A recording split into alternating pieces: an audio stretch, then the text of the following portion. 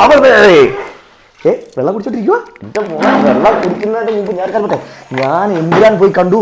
Super പൊളിപ്പടം, ഒരു ലക്ഷം അമ്മാതിരി പടം. എന്റെ മോളെ തിയേറ്ററില് ഫുള്ള് ഹൗസ്ഫുൾ വെച്ചാൽ ഹൗസ്ഫുള്ള്, അത്രയ്ക്കാള്. എന്തിനാ എന്നാലും ഞാൻ പറഞ്ഞുതരാം. നമ്മൾ പടം എന്ന് വെച്ച് കഴിഞ്ഞാൽ നമ്മളിപ്പം 350 രൂപ ഞാൻ എടുത്ത ടിക്കറ്റിന്. ഈ 350 രൂപ ടിക്കറ്റ് ഞാൻ എടുത്ത് അവിടെ പോയി കണ്ട് പടം കാണാൻ നേരം പോയിരുന്നപ്പോൾ പോപ്കോൺ കഴിക്കണം. PVR-ലാണ് മുടിഞ്ഞ റേറ്റ് കൂടിയ പോപ്കോൺ കഴിച്ചത്.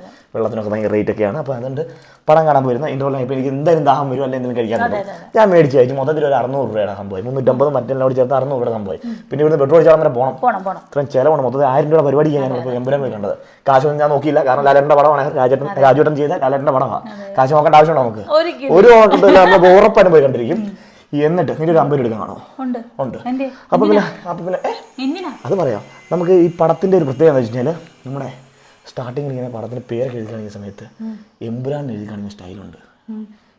ഡെവിൽ എന്നൊക്കെ പറഞ്ഞിട്ട് ഏറ്റവും അവസാനം എല്ല് കാണിച്ചിട്ട് മോഹൻലാൽ എഴുതി വരും. എന്നിട്ട് തുടക്കമാണ് ബാക്കി കഥ എന്ന് പറഞ്ഞാൽ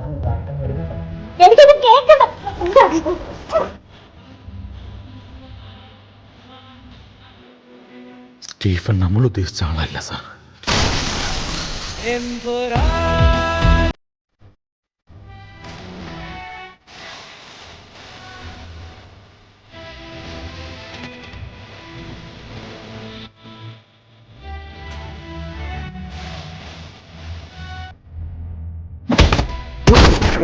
ഇനി കുറച്ചായിട്ട് പറയാം.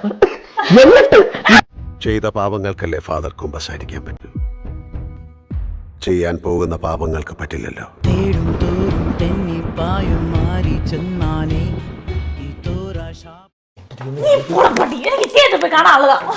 അമൃതേ തിയേറ്ററിൽ പോയി കാണിക്കുമ്പോൾ 10-800 രൂപയാവും. പിന്നെ പെട്രോൾ ആവശ്യം പോയി പൈസ ലാഭിക്കാൻ നോക്കിയതാ, നടന്നില്ല.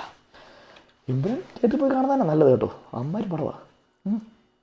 ഇതാണ് അർച്ചന ചേച്ചി. ചേച്ചി എമ്പുരാൻ സിനിമ കണ്ടായിരുന്നോ? കണ്ടില്ല? എന്നാ ഒരു 50 രൂപ എടുത്ത് ഇപ്പൊ കഥ